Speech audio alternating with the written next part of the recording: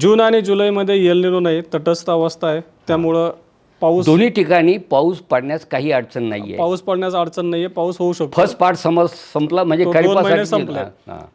आयला ऑगस्ट आणि सप्टेंबर तर इथं एल निनो सक्रिय होऊ शकतो. परंतु त्याच वेळेस आपल्याकडे आयोडी धन होऊ शकतो. त्यामुळे तो पावसाला पूरक ठरू शकतो. धन झाला तर आणि जर झाला नाही झाला धन आहे असेच अंदाज असे संकेत आहेत. शेवटी अंदाज आहे ना तो. आणि वर्स्ट केस मध्ये की म्हणजे जास्तीत जास्त धोका काय समजा अंदाज तो खोटा नाही अंदाज नाही. आयोडी हा धनाच्या ऐवजी तटस्थ झाला तरी नुकसान नाहीये. तरी नुकसान नाहीये. म्हणजे आपल्याकडे जो पाऊस सांगितलेला आहे सरासरीपेक्षा कमी जे पावसाची टक्केवारी सांगितले तेवढा पाऊस पडणारच. 92% 92% पाऊस पडणारच. म्हणजे ह्या ज्या फिगर सांगितलेल्या आहे ह्या जर 100% म्हणल्या तर 92% तुमच्या ह्या त्या महिन्यात त्या ठिकाणी पाऊस पडण्याची शक्यता आहे. बरोबर. म्हणजे जसं आता मी उदाहरण सांगितलं, एकच उदाहरण घेऊया की मध्य महाराष्ट्रामध्ये 10 ते 20 म्हणजे 15 सेंटीमीटर पाऊस जून महिन्यामध्ये होतो समजा. आता जून महिन्याच्या बाबतीमध्ये मी तर सांगेल 15 ते 15 सेंटीमीटर व्हायला पाहिजे पाऊस, कारण अटकाव काहीच नाही. अटकाव काहीच नाही. फक्त ह्या वर्षी एल निनोचे संकेत आहे म्हणजे प्रणाल्या थोड्या कमी होणार आहे. 2-4 एखादा 2 सेंटीमीटर पाऊस कमी होईल. पण विषय आपला चाललाय ऑगस्ट सप्टेंबरचा. ऑगस्ट सप्टेंबरमध्ये जर तुम्ही पाहिलं तर सगळ्यात जास्त पाऊस जवळजवळ 30 सेंटीमीटर पाऊस विदर्भात आहे.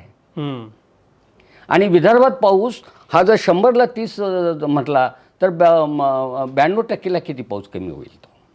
28% सेंटीमीटर 27, 27, 27 म्हणजे 2-3.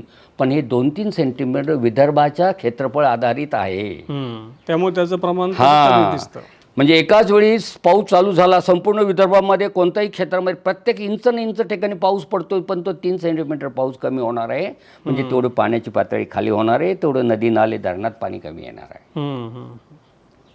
अशी त्याची संकल्पना आहे. बरोबर, लक्षात घ्या. आणि सप्टेंबरमध्ये म्हटलं तर तसाही सप्टेंबरमध्ये पाऊस हा जूनसारखाच असतो. की जूनमध्ये काय, जूनमध्ये मान्सूनचं आगमन असतं तर महिन्याचे 15-20 दिवस आगमनच खाऊन टाकतंय. मग ह्या फिगर आल्या कशा? हे आतापर्यंत 100 किंवा 50 किंवा वर्षाच्या डेट्यावरनं आलेल्या फिगर आहे.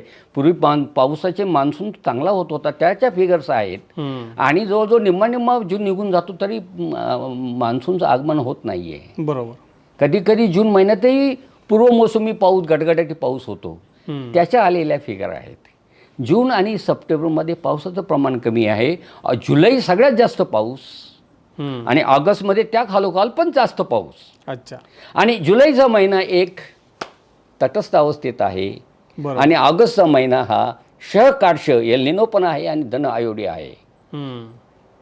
मग तुम्ही मला आम्हाला एका शब्दात सांगा, हे विश्लेषण समजणाऱ्याने समजून घ्यावं. मग मी असं म्हणेल मग एल निनो दुष्काळ नाहीच आहे, मग 100% पाऊसच होणार आहे का आणि अति पाऊस होणार आहे का? नाही.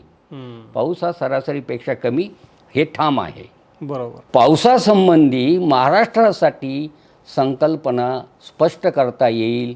फक्त मी एवढंच सांगेल, मागच्या 1-2 मुलाखतीमध्ये किंवा मार्केटमध्ये जे बोंब मारतात super El Nino, strong El Nino, अशी शक्यता आणि अशा वातावरणीय प्रक्रिया आणि प्रणाल्याचा अंदाज पाहता सुपर एल निनोची शक्यता नाही आहे असंच मी म्हणेल.